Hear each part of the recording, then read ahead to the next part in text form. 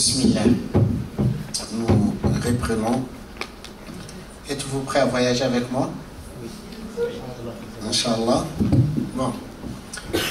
Comme je vous disais, le prophète sallallahu alayhi wa sallam, à l'âge de 8 ans, son grand-père va décéder et il va être pris en charge par son oncle Abu Talib. Abu Talib, après le décès d'Abdul Muttalib, Abu Talib devient le chef de la Mecque et qu'il avait une grande famille à sa charge. En plus aussi, il devrait accueillir et subvenir aux besoins des pèlerins. Donc, il fait que Abu Talib n'était pas très riche. Mais le prophète sallallahu alayhi wa sallam, dès son jeune âge, il va se démarquer par la noblesse de ses caractères et ses bons comportements. Le prophète sallallahu alayhi wa sallam dit dans un hadith: Addabani Rabbi fa ahsana ta'dibi. Il dit: j'ai été éduqué par mon Seigneur de la meilleure façon. J'ai été éduqué par mon Seigneur de la meilleure façon. Donc, le prophète sallallahu alayhi wa sallam, quand Abu Talib, dans la famille d'Abu Talib, quand on préparait à manger, donc c'était une grande famille, les enfants, ils mangeaient ensemble. Les femmes, elles mangent ensemble. Et les hommes, ils mangent ensemble. Mais quand on servait le plat, les enfants, ils partaient en cours, tout le monde va, à l'assaut, qui veut manger vite pour pouvoir manger le plus. Mais le prophète sallallahu alayhi wa sallam, quand on servait à manger, quand les autres enfants ils partaient en courant pour manger, ils restaient tranquilles. Quand les autres ils se battaient pour manger, chacun veut manger le plus, il restait. Il ne se battait pas avec les autres. Il attendait quand les autres ils finissaient de manger. S'il reste, il mange le reste. S'il ne reste pas, des fois il ne mange pas. Et son oncle qui a remarqué que lui, il ne faisait pas comme les autres enfants, il va dire à ses épouses: écoutez, quand vous mettez à manger pour les enfants, mettez pour lui à part, car il n'est pas comme les autres, il ne fait pas comme les autres. Et très jeune, à l'âge de 12 ans, il va commencer à travailler. Vous voyez que son oncle, il avait une grande famille, il va commencer à travailler, il va travailler comme berger. Il va travailler comme berger. Le prophète sallallahu alayhi wa sallam dit dans un hadith: il n'y a aucun prophète que Dieu a envoyé sans qu'il n'ait travaillé comme berger. Et les compagnons, ils ont dit: même toi, au messager de Dieu, il dit: même moi, j'ai gardé les troupeaux de moutons des habitants de la Mecque et on me payait quelques sous et quelques centimes. Donc le prophète sallallahu alayhi wa sallam, il va travailler très jeune et à garder des moutons. Il va travailler jusqu'à l'âge de 21 ans, il va travailler comme berger. Donc cela nous montre, nous, en tant que musulmans, qu'un enfant musulman, il ne doit pas dire: je suis un enfant, donc je passe mon temps à m'amuser, je passe mon temps à jouer. Non. On doit être sérieux dès son jeune âge. Dès son jeune âge. Certes, à l'époque du prophète sallallahu alayhi wa sallam, il n'y avait pas des écoles où les enfants ils devraient y aller à l'école pour apprendre. Aujourd'hui, le travail d'un enfant, c'est d'être sérieux à l'école, de bien travailler.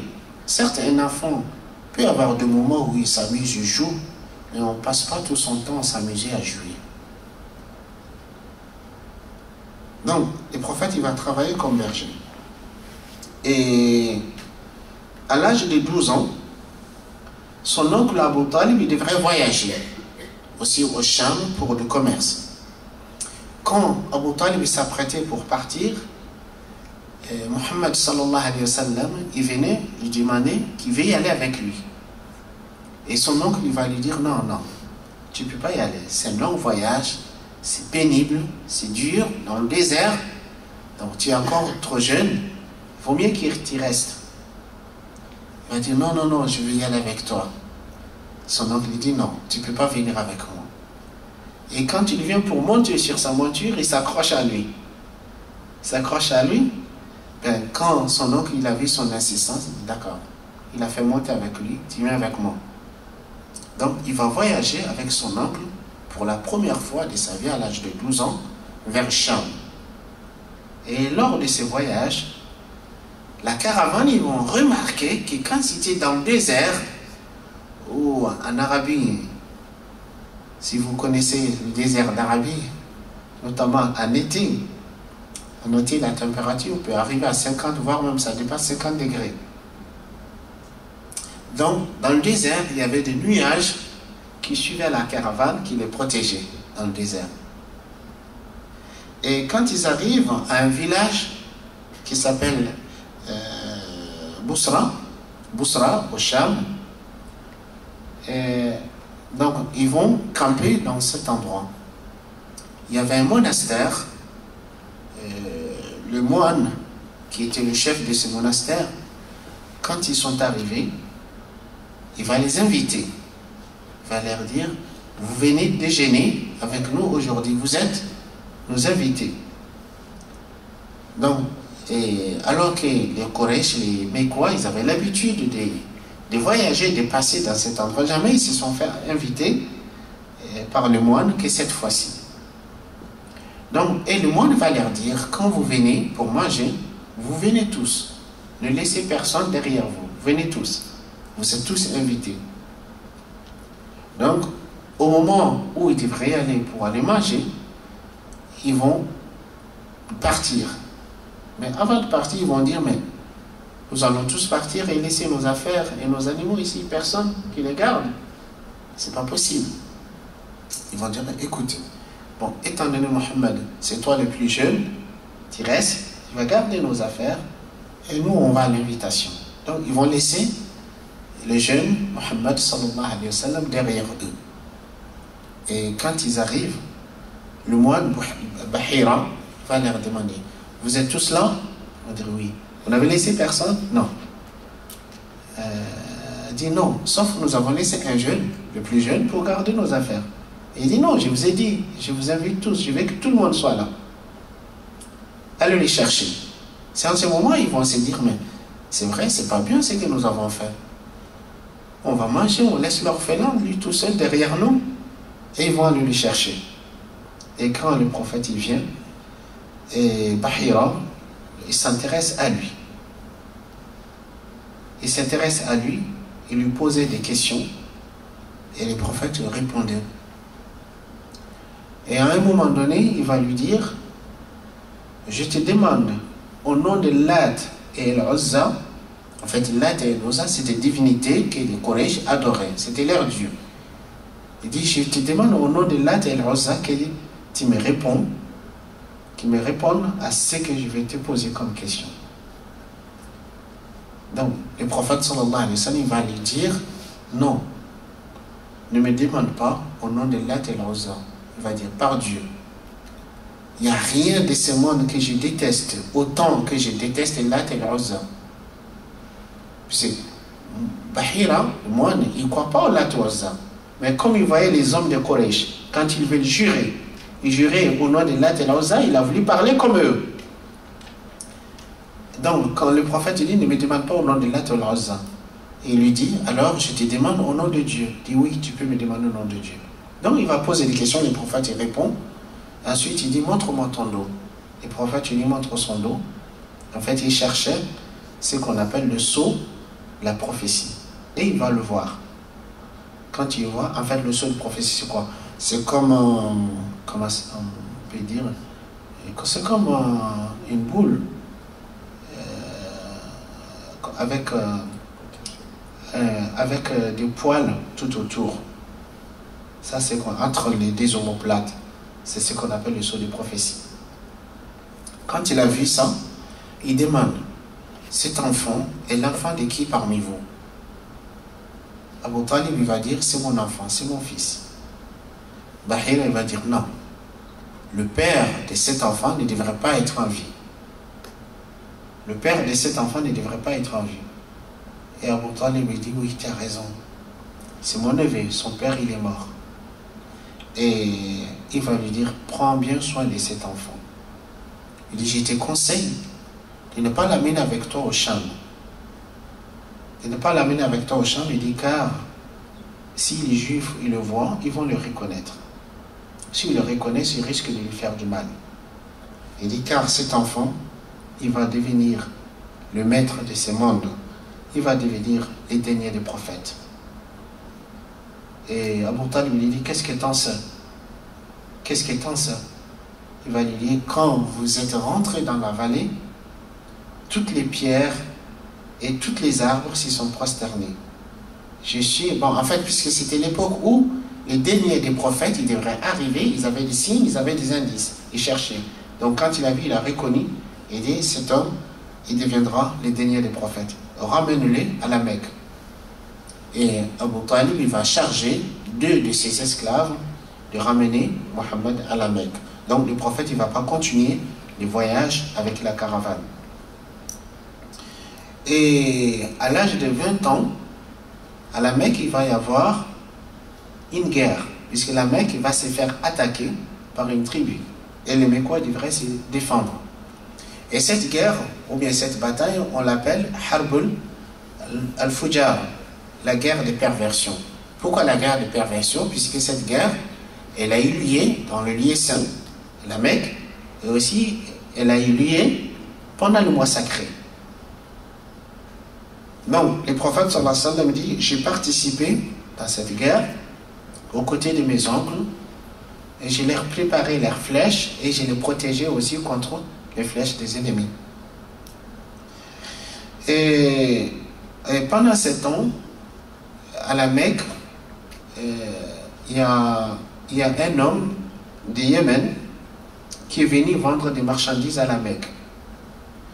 Et il y a l'un des notables et l'un des chefs de la Mecque qui s'appelait Al-As ibn Wa'il, qui va acheter à cet homme ces marchandises, qui va lui dire, reviens demain, je te payerai demain. Et l'homme, quand il revient le lendemain, Al-Wa'il, il lui dit, reviens demain, je n'ai pas encore l'argent, tu reviens demain. Et chaque jour, il lui dit pareil. Et l'homme, c'est un étranger, il est venu du Yémen pour vendre ses marchandises, il va rentrer chez lui. Et cet homme, il le fait traîner, il ne veut pas le payer. Il a essayé de demander l'aide de certains notables, de certains chefs de la Mecque pour qu'il puisse récupérer son argent. Personne n'a voulu l'aider. Après, ce qu'il va faire cet homme, il va faire des poèmes dans lesquels il va critiquer les habitants de la Mecque étant des voleurs, des injustes et qui n'aident pas quelqu'un d'opprimé. Il va venir un jour devant l'assemblée de Quraysh, il va citer ses poèmes, et quand il va faire ça, il y a 3 hommes parmi les notables de la Mecque qui vont se lever, qui vont dire, nous allons t'aider pour récupérer ton argent. Et ces 3, ils vont faire un appel à faire une alliance de venir en aide de toute personne qui est opprimée à la Mecque, qui fasse partie des habitants de la Mecque ou bien qui soit un étranger. Donc ils vont se réunir, ils vont faire un pacte d'alliance dans la maison de l'un des notables et l'un des chefs de la Mecque. Et le prophète sallallahu alayhi wa sallam va dire, j'ai participé à cette alliance. Le prophète sallallahu alayhi wa sallam dit, j'ai participé à une alliance dans la maison d'Abdullah ibn Jad'an à l'époque anti-islamique. Il dit, je n'aurais pas aimé, en échange de ma participation dans cette alliance, le bien de ce bas monde. Il dit, si on m'y invitait après l'islam, j'y répondrai. Donc ça veut dire quoi? Puisque en fait cette alliance, c'était une alliance pour défendre l'équité, la justice et le droit. Il dit, toute personne qui est opprimée, ces hommes, ils ont fait une alliance de dire, on sera aux côtés de la personne qui est opprimée pour lui rendre le droit. Donc le prophète, il dit, j'ai participé à cette alliance. À l'époque, il n'y avait pas l'islam. Ces gens, ce n'étaient pas des musulmans. Le prophète, il dit, si on m'y invitait après l'islam, j'y participerai. Des fois, il y a certains gens qui ont, c'est des koufars. Les koufars, on n'a rien à faire. Les koufars, non. C'est injuste. C'est ignorant. C'est contraire à l'islam. L'islam, il ne dit pas déclarer la guerre à tous qui ne sont pas musulmans. Faites la guerre à tous. Non.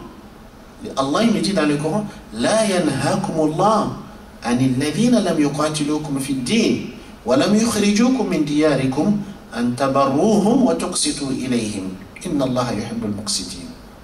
Allah ne vous défend pas au sujet de ceux qui ne vous ont pas combattu dans la religion, qui ne vous ont pas expulsé de vos demeures, que vous soyez bienveillants et bienfaisants à leur égard. An tabarruhum. Al-bir, le mot bir, les termes bir, c'est le summum de la bienveillance et la bienfaisance. C'est pour cela, en islam, ce terme est consacré aux parents. On dit birrul walidayn, la bienveillance, la bienfaisance à l'égard des parents. C'est-à-dire, comme vous devrez être bienveillant et bienfaisant à l'égard de vos parents, vous devrez être autant envers ceux qui ne vous ont pas combattu dans la religion, qui ne vous ont pas expulsé. Ceux qui n'ont pas l'hostilité envers vous, vous devrez être respectueux, compatissant, miséricordieux à leur égard. Donc, le prophète dit, si on m'invite à cette alliance avec de non-musulmans pour défendre des valeurs, pour défendre l'équité, pour défendre le droit, j'y répondrai même après l'islam. Donc, on peut s'associer, on peut faire des choses avec de non-musulmans à partir du moment où ce à quoi on va s'associer avec eux, c'est pour défendre des valeurs, pour défendre l'équité et la justice. Donc le prophète sallallahu alayhi wa sallam, il va participer à cette alliance. Et le prophète sallallahu alayhi wa sallam, il dit, je n'ai jamais eu l'envie de faire ce que les jeunes de mon âge faisaient à l'époque avant l'islam, à part 2 fois. Le jeune dans on dit la folie de la jeunesse. Hein? La jeunesse, ce n'est pas une folie. Donc, le prophète dit, je n'ai jamais eu envie de faire ce que les jeunes de mon âge font, à l'exception de 2 fois. Il dit, une fois, il y avait un mariage à la Mecque. Il dit, j'ai dit à un camarade, à un collègue à moi, tu me gardes mes moutons, je vais descendre à la Mecque ce soir, il y a un mariage, je n'ai jamais participé, je n'ai jamais assisté à un mariage. Je vais voir à quoi ressemble un mariage. Et son camarade dit, d'accord, il n'y a pas de problème, je garde tes moutons, tu vas à la Mecque. Tu vas assister au mariage. Le prophète il dit, je suis rentré à la Mecque, arrivé à la Mecque, j'étais fatigué, je me suis assis derrière une maison, et je me suis adossé sur un mur, où je voulais me reposer un peu, avant d'aller là où s'est passé le mariage. Il dit, je me suis endormi. Je me suis endormi et je ne me suis pas réveillé qu'avec la chaleur du soleil.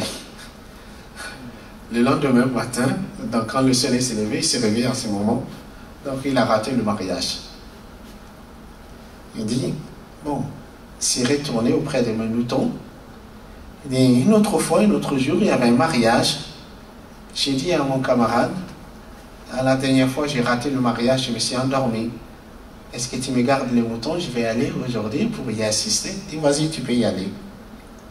Il va, il arrive à la Mecque, pareil, fatigué. Il s'assoit, il dit, je me repose un peu avant d'aller au mariage. Il s'endort encore. Et il ne se réveille que le lendemain matin avec la chaleur du soleil. Il dit, après, je n'ai plus envie d'y aller. Donc, c'est en fait, certes, le mariage, c'est une noble occasion. Unir un homme à une femme par le biais du mariage. D'ailleurs, même c'est la seule forme que l'islam reconnaît. L'union entre un homme et une femme par le biais du mariage. Mais malheureusement, les gens, ils ont fait de ce moment de joie, de bonheur, ils en ont fait un moment de déclarer la guerre à Allah, des transgressions des limites d'Allah, de faire du mal, des vanités, de l'orgueil. Mais comme ce qui se passe dans ce lieu, dans ces endroits, ça ne convient pas au statut de cet homme qui a un devenir important, Allah il l'a empêché. Il n'a pas voulu qu'il y assiste. Donc le prophète sallallahu alayhi wa sallam, il va, donc quand, vers l'âge de 21 ans, le prophète sallallahu alayhi wa sallam, il va travailler dans le commerce. Il va s'associer avec un homme à la Mecque qui s'appelait As-Sa'ib ibn Abi Sa'ib.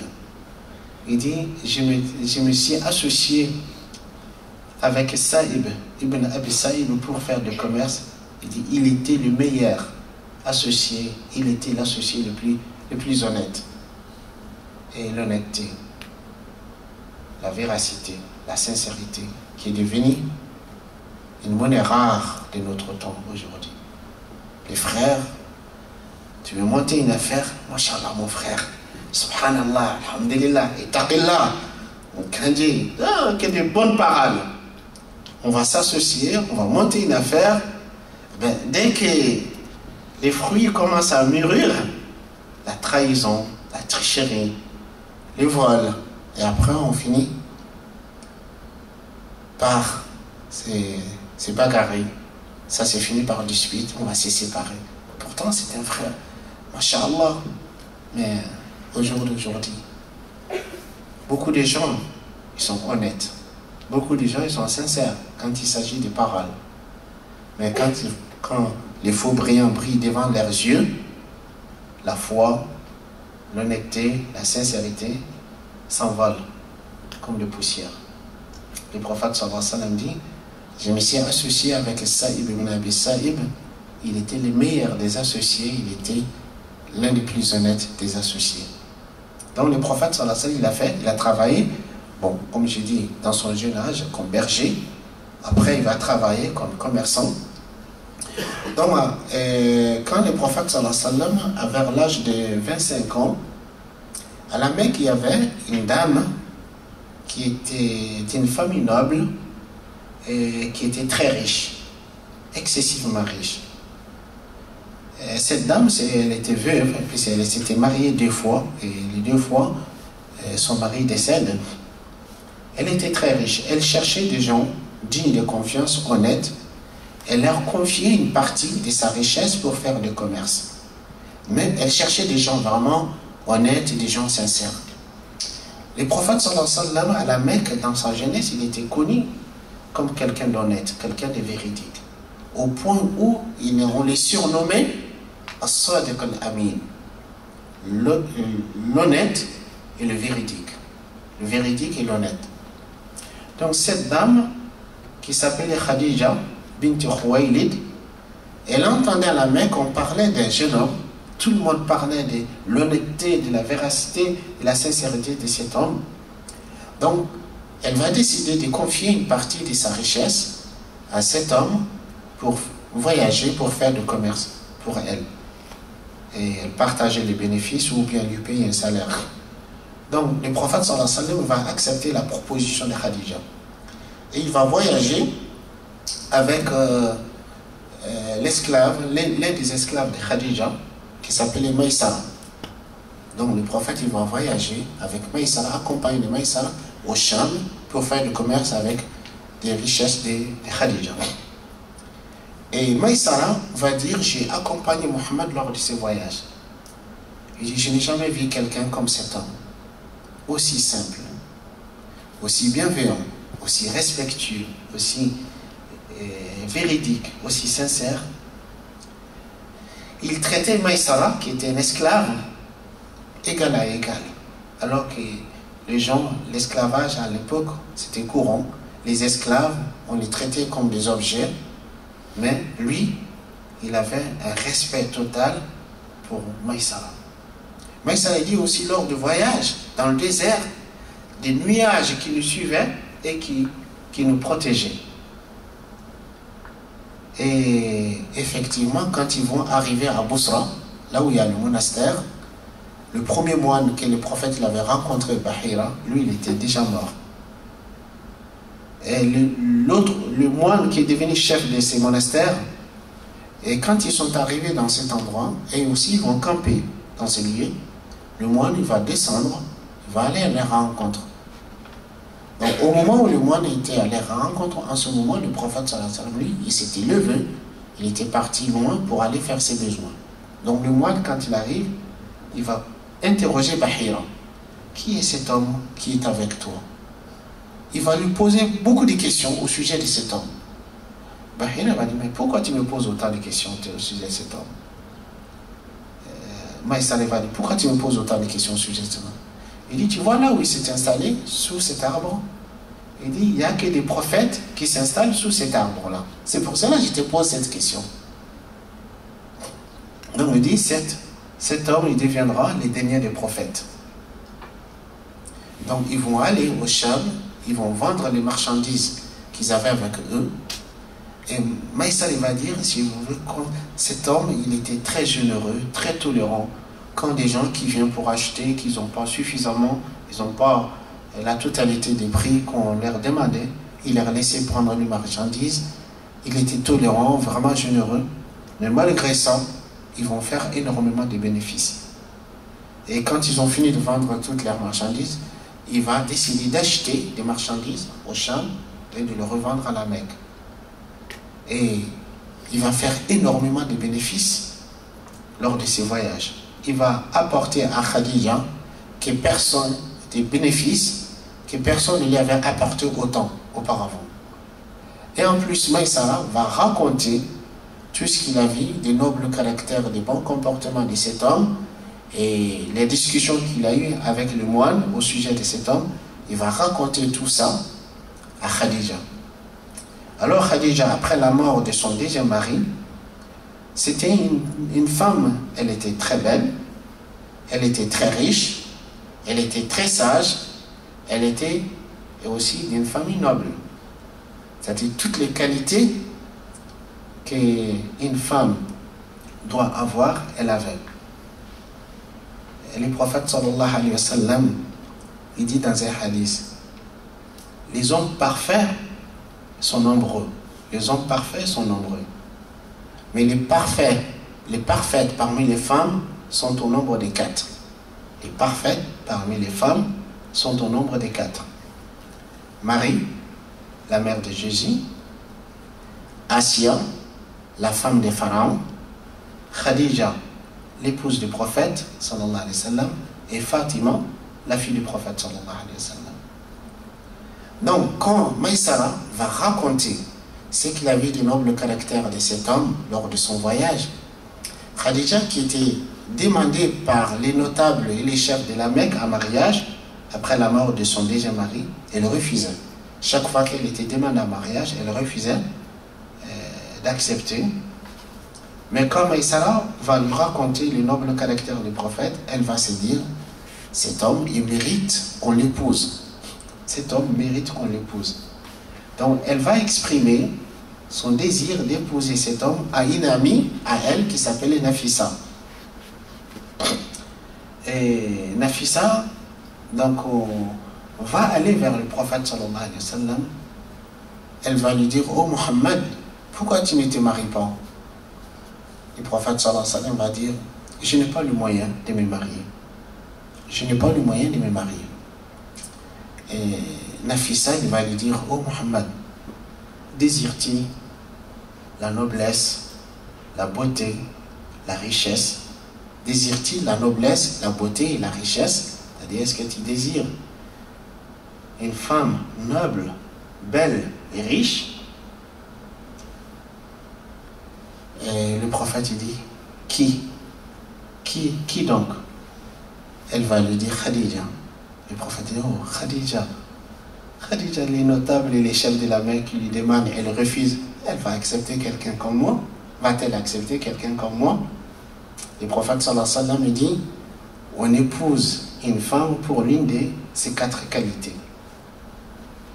Pour sa noblesse, pour sa richesse, pour sa beauté et pour sa foi.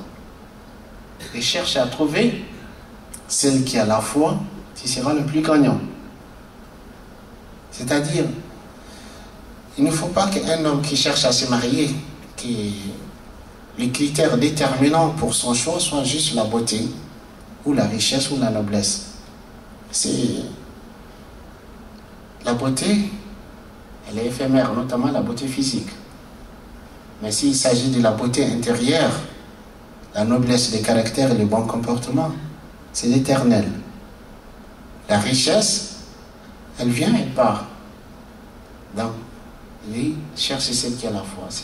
Mais par contre, c'est vrai, si vous trouvez une femme belle, noble, riche et qui a la foi, qui est pieuse, c'est le jackpot.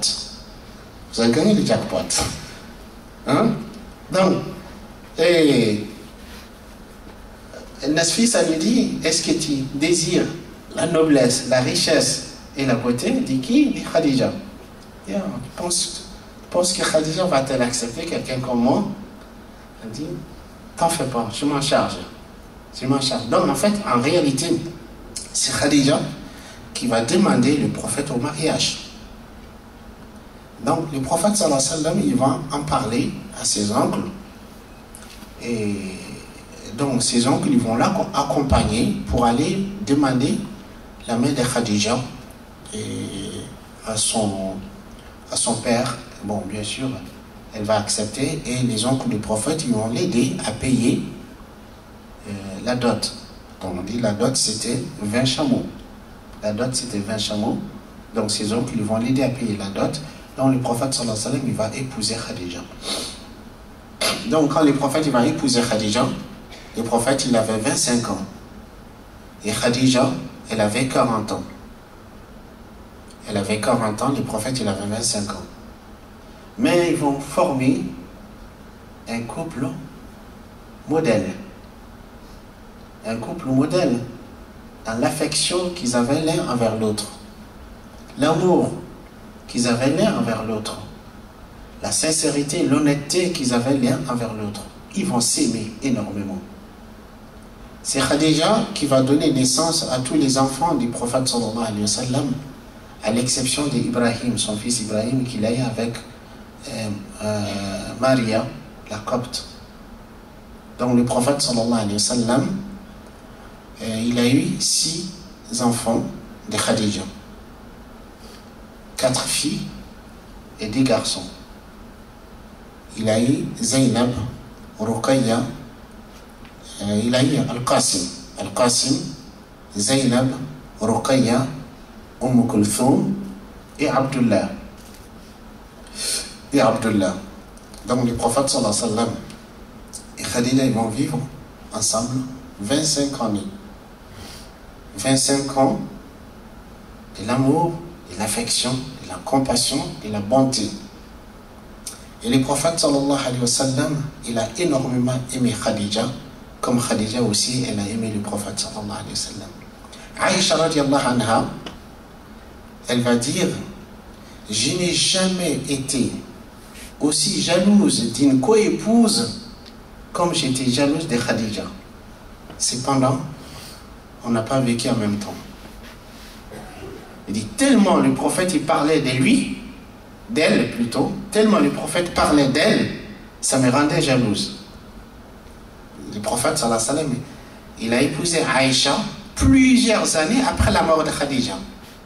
Mais elle dit, Aïcha, je n'ai jamais été aussi jalouse d'une coépouse comme j'ai été jalouse de Khadija. Tellement le prophète, il parle bien d'elle. Le prophète, il est resté fidèle à Khadija, même après la mort de Khadija. Il dit, quand ça nous arrivait, quand on égorgeait un agneau, et le prophète sallallahu alayhi wa sallam partageait la viande, il disait, amenez cette partie à cette dame qui était inamie à Khadija. Une fois, le prophète, il parlait de Khadija, Aïcha, elle était prise de jalousie.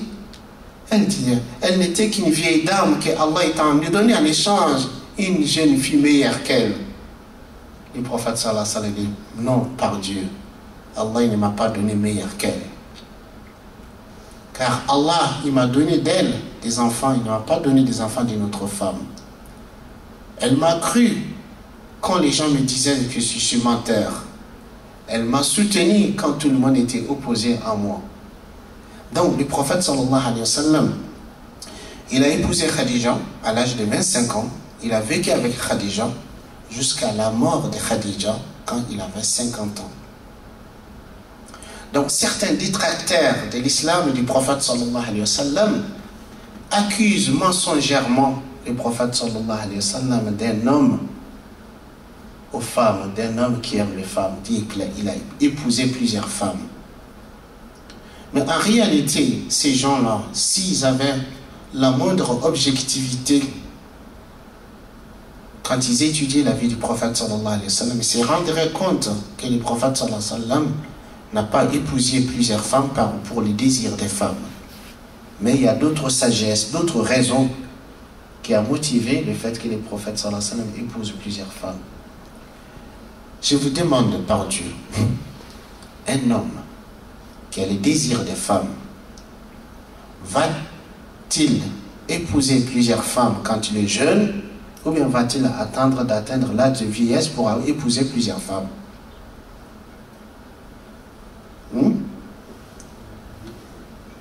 Celui qui a le désir des femmes, il ne va pas attendre d'atteindre l'âge de vieillesse pour épouser plusieurs femmes. Mais le prophète, il a épousé Khadija à l'âge de 25 ans. Il n'a pas épousé une autre femme jusqu'à la mort de Khadija. À l'âge de, quand il avait 50 ans. Il n'a pas épousé une autre femme. Donc, c'est après la mort de Khadija. Quand il est devenu prophète et messager, il a épousé plusieurs femmes pour d'autres raisons que les désirs des femmes. Donc, le prophète sallallahu alayhi wa sallam, il va vivre avec Khadija et ils vont avoir tous ces 6 enfants avec Khadija. Donc, le prophète sallallahu alayhi wa sallam, il va vivre toute sa vie de son enfance jusqu'à la prophétie à la Mecque. Donc il était connu comme quelqu'un d'honnête, quelqu'un de véridique, quelqu'un que tout le monde respectait pour ses nobles caractères et ses bons comportements. Tout le monde l'aimait. À l'âge de 35 ans, à la Mecque, les Mecquois devraient reconstruire la Kaaba. Car, en fait, la Kaaba était sur le point de s'écrouler. Pourquoi? Parce que, selon une version, il y a eu des pluies torrentielles à la Mecque. Il y a eu des pluies torrentielles à la Mecque, comme étant donné la Kaaba, elle est dans la vallée, donc l'eau était tellement forte, ça a ébranlé, ça a beaucoup affaibli la Kaaba. Donc les Mecquois, ils ont vu qu'il fallait détruire et la reconstruire. Ça, c'est une version. Il y a une autre version qui dit il y avait une dame qui avait l'habitude de brûler l'encens dans la Kaaba. Une fois qu'elle brûlait l'encens dans la Kaaba, le feu, après, puisque la Kaaba était couverte, jusqu'aujourd'hui, la Kaaba elle est couverte comment on appelle, d'une couverture ou un sutra. Donc en fait, le feu a pris la couverture de la Kaaba, donc il était brûlé. Il y a un incendie qui a affaibli la construction. Donc les Mecquois, ils voyaient qu'il fallait reconstruire la Kaaba. Donc à l'époque, ils vont se dire, on va reconstruire la Kaaba, mais nous ne la construirons pas qu'avec l'argent gagné honnêtement et licitement. On ne fait pas de l'argent haram. C'est à la Mecque, à l'époque, il y avait des proxénétismes. Il y avait des hommes qui avaient des esclaves femmes, et ces esclaves faisaient la prostitution pour gagner de l'argent. Ils faisaient riba, ils prêtaient de l'argent avec des intérêts. Ils volaient, donc ils trichaient. Donc, ils savaient que ces gains, c'est des gains illicites. Donc ils ont dit, nous ne voulons que de l'argent gagné licitement et honnêtement. Donc ils vont collecter des fonds. Et quand ils ont jugé qu'ils ont suffisamment de fonds pour la reconstruction de la Kaaba, ils vont décider de la démolir. Mais ils avaient des obstacles majeurs.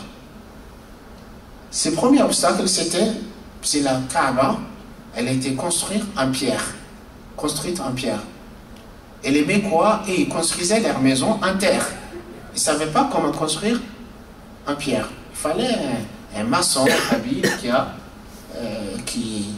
a les techniques, les connaissances pour construire en pierre. Et ils n'avaient pas, à la Mecque, ils n'avaient pas ça. Donc, à cette époque, il y a des gens qui sont venus vendre un esclave copte à la Mecque. Et cet esclave était maçon. Il savait construire en pierre. Et il y a l'un des hommes de la Mecque qui va acheter. Donc maintenant, ils ont le maçon. Mais les constructions en pierre, il fallait des bois pour couvrir le toit. À la Mecque, il n'y a pas de bois, puisque c'est un lieu désertique. Il n'y a pas des arbres. Et il y a un navire qui a échoué vers Jeddah, donc ce qui s'est abîmé. Donc ils sont allés récupérer le bois de ce navire. Donc ils ont trouvé du bois, ils donnent le maçon. Donc ils donnent maintenant, on va démolir, on va reconstruire. Mais quand ils sont venus pour démolir la Kaaba, ils se souviennent de l'histoire que je vous ai racontée. Abraham. le gouverneur du Yémen, qu'est-ce qu'il a voulu faire? Hein? Qu'est-ce qu'il a voulu faire? Oui? Tu as levé la main? Vas-y. Qu'est-ce qu'Abraham il a voulu faire? Il voulait détruire la Kaaba. Qu'est-ce qui lui est arrivé? Allah il a envoyé des oiseaux qui l'ont détruit, qui ont détruit son armée. Donc les Mécois ils se rappelaient de cette histoire. Ça faisait pas longtemps, ça fait quelques dizaines d'années ou quelques trentaines d'années. Donc ils ont dit, Allah il a détruit Abraham puisqu'il voulait détruire la Kaaba. Si nous détruisons la Kaaba, maintenant on risque de subir le même sort que lui. Donc pour démolir la Kaaba, personne ne voulait s'avancer, donner le premier coup de pioche. Vas-y, non, non, non, pas moi, toi. Vas-y, non, non, non, pas moi, toi. Et personne ne voulait pas. Donc, ils ont dit, mais nous ne voulons pas faire du mal, on veut du bien. Ah non, non, non, moi je ne risque pas. Donc après, il y a le Walid ibn Mughira qui leur a dit, écoutez, moi je vais donner le premier coup de pioche, après vous venez m'aider. On est d'accord? Oui, d'accord, il n'y a pas de problème, vas-y. Et Walid, il s'avance, il dit, Ya Allah, nous ne voulons pas de mal, on veut démolir pour la reconstruire. Ya Allah, nous ne voulons pas de mal. Et il a donné le premier coup de pioche. Bon, il n'y a rien qui lui est arrivé. Il dit, allez, vous voyez, allez, venez m'aider. Il a dit, non, non, non, non, pas maintenant. On attend d'ici jusqu'à demain. Si d'ici demain, il n'y a rien qui t'arrive, après, on viendra t'aider. Donc, et effectivement, il n'y a rien qui va lui arriver. Donc, après, ils vont démolir la Kaaba, tout la Kaaba, jusqu'à ce qu'ils vont arriver à la fondation. Et à la fondation, quand ils sont arrivés à la fondation, ils disent que c'était des pierres vertes. Quand ils ont voulu arracher ces pierres de fondation, il y a une lumière qui a jailli, qui a failli le rendre aveugle. Et ils ont dit non, laissez les fondations. Ils vont laisser, donc ils vont reconstruire la Kaaba. Et lors de la reconstruction de la Kaaba, quand ils sont arrivés à l'endroit où on devrait placer la pierre noire. La pierre noire, en fait, c'est quoi la pierre noire? En fait, la pierre noire, au moment où le prophète Ibrahim, alayhi salatu wassalam, quand il est en train de construire la Kaaba, et à un moment donné, il dit à son fils Ismaïl, Ismaïl, va me chercher une pierre, une belle pierre, que je vais en faire une pierre angulaire de ma construction.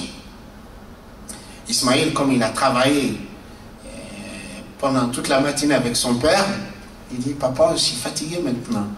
Laisse-moi, je me repose un peu, après je vais aller te chercher une pierre. Ibrahim, il dit, non, Ismaïl, va me chercher une pierre maintenant. Ismaïl dit, je suis fatigué, papa, laisse-moi me reposer un peu. Et son père dit, vas-y, va me chercher. Ismaïl y va pour aller chercher une pierre, une belle pierre. Et avant qu'Ismaïl ne revienne, Allah il fait descendre une pierre du paradis, du ciel. Bon, les savants, ils disent, sinon certains récits, que la pierre noire, elle était toute blanche. Et au fil du temps, à cause des péchés des hommes, qu'elle a noirci. Donc quand Ismaïl revient, avec une pierre que lui il avait trouvée, il trouve qu'il y avait cette belle pierre blanche que son père il a posée dans la Kaaba, dans la construction. Il dit, mais papa, qui est-ce qui t'a apporté cette pierre? Il dit, c'est celui qui ne se fatigue jamais. C'est celui qui ne se fatigue jamais qui m'a apporté cette pierre. Donc, à l'époque du prophète, quand les Mécois reconstruisaient la Kaaba, et quand ils sont arrivés à l'emplacement des pierres noires, chaque clan voulait avoir l'honneur d'avoir remis la pierre noire à sa place.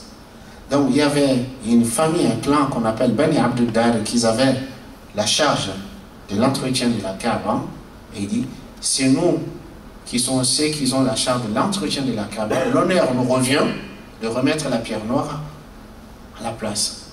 Banu Hashim, non, c'est nous les chefs de la Mecque. L'honneur nous revient de remettre la pierre noire à sa place. Bani Adi, non. Bon, en fait, tous les clans disaient, ça nous. Mais quand tous les clans réclamaient d'avoir le droit de remettre la pierre noire à sa place, Bani Abduddar, ils sont allés chercher un récipient, ils l'ont rempli de sang, et tous les membres de la famille sont venus mettre leurs mains dans le sang. nous ne laisserons personne remettre la pierre noire à la place qu'avec du sang. C'est-à-dire nous sommes prêts à nous battre, mais nous ne laisserons personne. Et toutes les autres clans ils vont faire pareil. Donc, ils étaient sur le point de se battre entre eux, uniquement pour avoir l'honneur de remettre la pierre noire à sa place. Et à ce moment, il dit, l'homme le plus âgé de la Mecque à l'époque, qui va leur dire, mais si vous vous battez, si vous vous entretuez, donc cet homme qui s'appelait Abu Umayya ibn al-Mughira, qui va leur dire, si vous vous entretuez, qui est-ce qui va rester à la Mecque? Il dit, moi je vous conseille de faire recours à l'arbitrage d'une personne parmi vous et que vous allez écouter pour trancher dans cette affaire. Ils vont dire qui? Qui? C'est, si on choisit l'un des habitants de la Mecque, forcément il sera de l'un des clans, de l'une famille. Ils vont dire, bon, il a jugé pour son clan, il a jugé pour tel clan, puisque pour les liens de parenté ou bien pour les liens d'amitié. Et il leur a dit, écoutez, la première personne qui va rentrer par cette porte, c'est celui qui va être arbitre. D'accord. On attend qui sera la première personne qui va rentrer par la porte. La première personne qui va rentrer, ça serait Muhammad sallallahu alayhi wa sallam. Quand les gens ils ont vu arriver, ils vont se dire, As-Sadiq al-Amin, l'honnête et le véridique, on l'accepte comme arbitre. Tout le monde va dire, on l'accepte comme arbitre. Donc le prophète sallallahu alayhi wa sallam, avant la prophétie, avant l'islam, il était accepté, il était reconnu comme quelqu'un d'honnête, quelqu'un de véridique. Donc, et les prophètes, quand ils arrivent, on va lui expliquer, de dire, ils sont sur le point de se disputer, parce que chacun voulait avoir l'honneur de remettre la pierre noire à sa place. Donc, en fait, il y a une guerre qui est sur le point de se déclencher. Les moindres étincelles pourraient déclencher une guerre. Fallait trouver une solution sage qui épargnerait les mécrois d'une guerre. Donc, quand ils vont expliquer au prophète sallallahu alayhi wa sallam, il va enlever son manteau, il va le mettre par terre. Et il prendra la pierre noire, il posera au milieu de son manteau. Ensuite, il va demander que chaque clan, chaque famille désigne un représentant. Donc, chaque clan va désigner un représentant, il va leur dire, écoutez, vous tous, vous allez soulever le manteau avec la pierre. Donc, ainsi, en fait, il fait participer tous les clans. Vous allez soulever le manteau, ils vont le soulever, et lui vient, il prend la pierre, il met à sa place. Ainsi, tout le monde, tous les clans, ils étaient satisfaits car ils ont tous participé à la remise de la pierre noire à sa place. Donc, avec cette sagesse, cette intelligence, il va résoudre un très grave problème, une guerre qui était sur le point de se déclencher. Donc, le prophète, il va participer à la reconstruction de la Kaaba. Donc, le prophète, sallallahu alayhi wa sallam, il va vivre ainsi à la Mecque, une vie normale. Mais, bon, la Mecque, comme je vous disais, l'idolâtrie, c'était quelque chose auquel ils étaient habitués, et monnaie courante. Mais le prophète sallallahu alayhi wa sallam n'a jamais adoré des idoles. Et il n'a jamais aimé des idoles. Au contraire, il les détestait. À l'approche des quarantaines, à l'approche des 40 ans, et Allah va faire qu'il aimait se retirer, s'isoler pour méditer et réfléchir. Pour méditer et réfléchir. Donc, il avait choisi une grotte qui s'est trouvée au sommet d'une montagne à la périphérie de la Mecque, qu'on appelle Jabal al-Rahma, la montagne de la miséricorde. Donc, le prophète, il s'est retiré dans cette grotte et il a apporté avec lui suffisamment de nourriture et de l'eau pour quelques jours. Et quand il épuisait la nourriture, l'eau qu'il avait avec lui, il redescendait pour s'approvisionner de nouveau. Mais ça arrivait des fois, sur son chemin pour aller à la grotte, ou du chemin d'aller ou de retour, il entendait des voix. Il entendait des voix qui lui saluaient, qui lui disaient « Assalamu alayka ya Rasulallah » que la paix soit sur toi, ô messager de Dieu. Et quand il se retourne, il ne voit personne. Il ne voit pas d'où venait la salutation. Bon, plus tard, après la révélation, il va interroger Jibril, alayhi salatu wassalam, il va lui dire, avant la révélation, j'entendais des voix qui me saluaient, Assalamu alayka ya Rasulallah, c'était qui? Jibril il va lui dire, c'était les pierres et les arbres qui étaient salués. En fait, c'était en quelque sorte une préparation. Donc le prophète sallallahu alayhi wa sallam, il restait dans la grotte quelques jours, voire quelques semaines, et pour réfléchir, méditer, et aussi adorer Allah selon les rites d'Ibrahim alayhi salatu wassalam. Et à l'âge de 40 ans, l'année où il a eu 40 ans, et cette fois-ci, il va rester un mois dans la grotte. Un mois. Et lors d'une nuit, quand il était dans la grotte,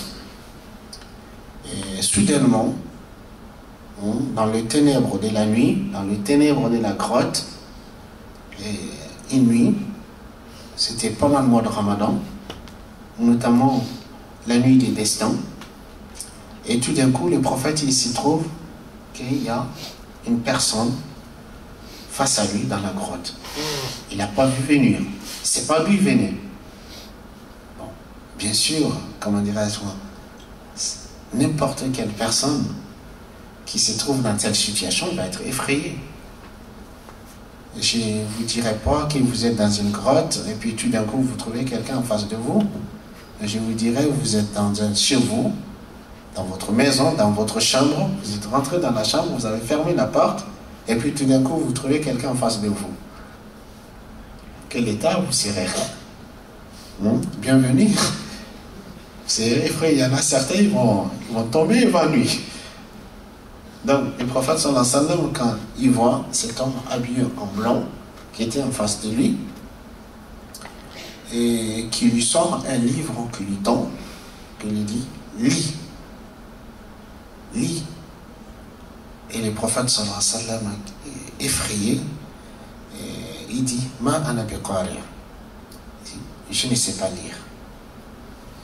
Donc, l'homme il le prend dans ses bras, il le serre fort. Il dit au point où je croyais que j'allais m'étouffer. Il le relâche. Il lui dit, lis. Le prophète dit, ma ana biqari, je ne sais pas lire. Il prend encore une deuxième fois, il le serre fort, fort dans ses bras.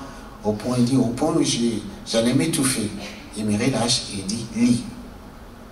Et le prophète dit, ma ana biqari, je ne sais pas lire. Il le prend encore une troisième fois.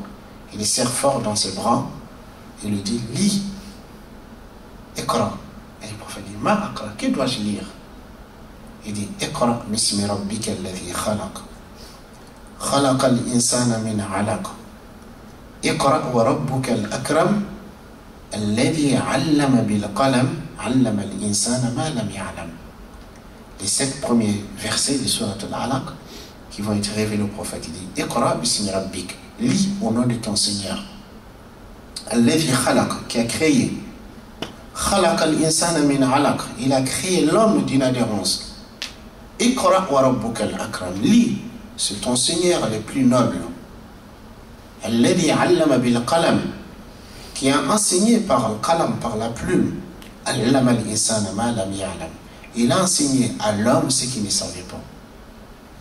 Donc, le prophète, il dit, j'ai récité ces versets, les 5 premiers versets.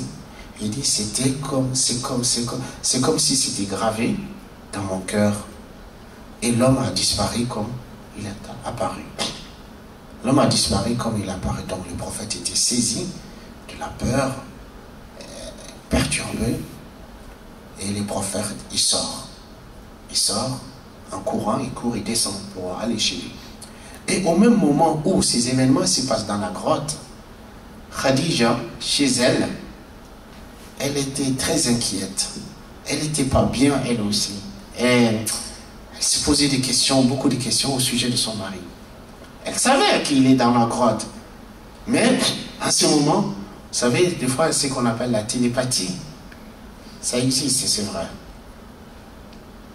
Donc, Khadija, en quelque sorte, elle ressentait ce que son mari réellement ressentait. Donc, elle voit envoyé ses esclaves, allez chercher Mohammed, allez le chercher, allez voir qu'est-ce qui se passe. Donc le prophète sallallahu alayhi wa sallam, il va descendre en courant pour aller chez lui. Quand il est sorti de la grotte, il entendait une voix provenant du ciel qui dit: oh Mohammed, le prophète sallallahu alayhi wa sallam dit: je levais la tête, je regardais vers le ciel, il dit: je vis Jibril, l'ange Jibril, je l'ai vu en fait en sa forme réelle, en sa forme angélique. Dans la grotte, il a vu un homme, mais quand il est sorti, il va voir Jibril en sa forme angélique. Il dit: il était assis sur un trône dans l'espace. Il dit: je le vis, il a 600 ailes. Il a 600 ailes. L'un de ses ailes couvre tout l'horizon. Qui dit: oh Mohammed, anta Rasulullah wa ana Jibril. Il dit: oh Mohammed, tu es le messager de Dieu et je suis Jibril. Le prophète dit: je suis resté figé et j'arrive plus à bouger. Il regardait, il n'arrive plus à bouger, fixé, et jusqu'à ce que Jibril a disparu. Quand Jibril a disparu, il a continué à descendre et en courant, il est rentré chez lui. Revenons, quand le prophète il était dans la grotte, quand Jibril le prend dans ses bras, il le serre fort à 3 reprises. Pourquoi Jibril a-t-il agi ainsi? Que devrons-nous retenir de ces gestes? Pourquoi Jibril il a pris dans ses bras 3 reprises, il les serré fort au point où il a laissé étouffer? Pourquoi, à votre avis, que devrons-nous retenir de ça? Oui. Que l'islam c'est une religion où on doit s'instruire tout d'abord, par le verset Iqra. Non, je ne parle pas d'Iqra, je parle des gestes, le fait qu'il a serré dans ses bras. Pardon? Protection. Bien, oui. Aussi, tu as quelque chose à me dire. Mon petit doit m'aider. Comment? Pour qu'il puisse tenir. Lire. Très bien. Encore? Vous ne savez pas? Ému de le voir. Hein? Ému de le voir. Ému de le voir? Très bien. Non. Une forme d'amour. Une forme d'amour, oui. C'est très bien, oui, c'est une forme d'amour. Mais il y a une autre chose aussi, très très importante. En fait, c'était en quelque sorte comme s'il disait au prophète sallallahu alayhi wa sallam: oh Mohammed, ce qui est en train de se passer en ce moment, ce n'est pas un rêve ni une hallucination, mais c'est une réalité. C'est une réalité, sache que ce qui se passe maintenant, ce n'est pas une hallucination, ce n'est pas un rêve, mais c'est la réalité. Tu reçois une révélation de la part de Dieu. Donc, il va lui dire: Iqra, lis. Donc, le premier mot, la première révélation, le premier ordre donné par Allah au prophète, et en même temps, c'est un ordre pour toute la communauté, c'est Iqra, lis. L'islam est une religion de la science qui incite au savoir, qui incite à l'instruction. Le premier devoir d'un musulman et d'une musulmane, c'est de lire. Le premier devoir d'un musulman et d'une musulmane, c'est de lire, c'est de s'instruire. Donc, comment se fait-il que Allah dit à un homme illettré qui ne savait ni lire ni écrire, Allah il dit lis, pour nous montrer l'importance de la lecture, l'importance de l'instruction. Donc, le premier devoir d'un musulman et d'une musulmane, c'est la lecture, c'est de s'instruire, apprendre. C'est pour cette raison, un peuple, une communauté qui étaient illettrés, Allah leur dit lis. Quand ils sont obéis à l'ordre de Dieu, ils ont lu, ils ont compris ce qu'ils ont lu, qu'ils ont mis en application en très peu de temps, alors qu'ils étaient humiliés, ils étaient dominés. Et dans les rangs des nations, ils n'étaient même pas, si on dit qu'ils étaient les derniers, ça veut dire qu'ils étaient dans le rang. Ils n'étaient même pas dans le rang, les Arabes, avant l'avènement de l'islam. Mais en très peu de temps, quand ils ont obéi à l'ordre de Dieu, ils sont devenus les maîtres du monde. Ils ont régné le monde.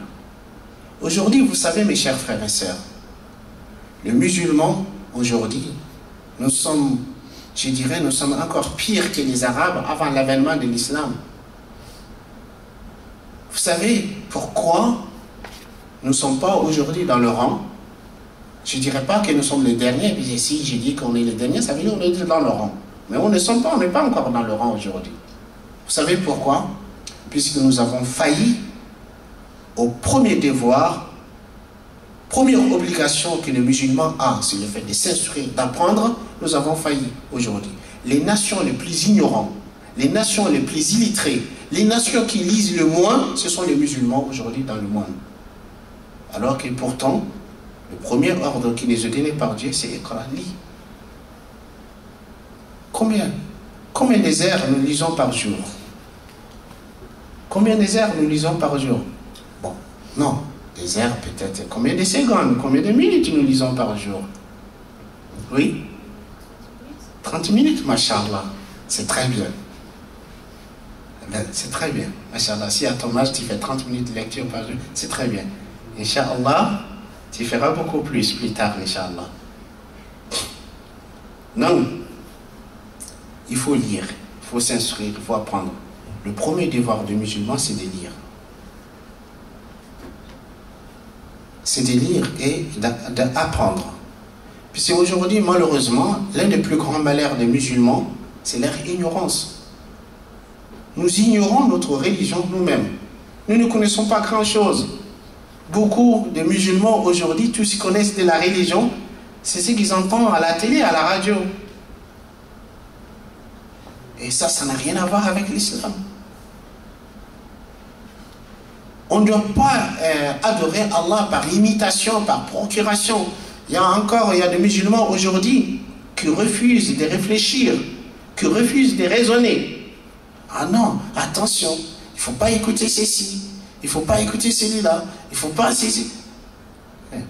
Un être qui est intelligent, n'importe quel homme qui est intelligent, qui sert de sa raison, de son intelligence, il sait distinguer entre le vrai et le faux.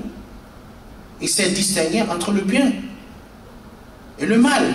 On n'a pas besoin de faire bac plus 6, bac plus 5 pour pouvoir distinguer entre le vrai et le faux, entre distinguer le bien et le mal. Il suffit d'user de son intelligence, de sa raison, pour distinguer ce qui est bien et ce qui est vrai. Mais aujourd'hui, il y a des sectes qui utilisent des techniques pour emprisonner la personne par elle-même. Il ne faut pas écouter ceci, il ne faut pas écouter cela, il ne faut pas écouter un tel, il ne faut pas écouter un tel. Il faut écouter telle personne seulement. Ben, si tu n'entends qu'un seul son de cloche, tu ne pourras pas savoir où est la vérité. Mais si tu entends plusieurs sons de cloche, tu pourras comparer entre les différents sons de cloche pour te rendre compte de ce qui est vrai et ce qui est faux. Donc il faut lire, il faut s'instruire. Il ne faut pas pratiquer ça par procuration. Il y a un tel qui réfléchit pour moi. Il y a un tel qui pense pour moi. Il y a un tel qui me dit ce qu'il faut faire. Non, apprends toi-même. Donc, nous devrons apprendre notre religion, nous devrons chercher à comprendre notre religion pour pratiquer en connaissance de cause. Donc, le premier ordre, la première révélation, le premier devoir du musulman, c'est Iqra, lis. Lis au nom de ton Seigneur qui a créé l'homme d'une adhérence. Lui, ton Seigneur, est le plus noble, qui a enseigné à l'homme, et qui a enseigné par la plume, et qui a enseigné à l'homme ce qu'il ne savait pas. Donc ces versets vont être révélés au prophète. Le prophète, il descend, il rentre chez lui en tremblant, et arrivant chez lui, il dit à sa femme, Zammilouni, Zammilouni, couvrez-moi, couvrez-moi. Donc, et sa femme va le couvrir, et il va le couvrir. Bon, et on me dit que le temps s'est écoulé, donc on va s'arrêter là, on va faire une pause, et après nous nous retrouverons après la pause pour voir la suite, Inch'Allah. Et barakallah fikum. Jazakallah khair.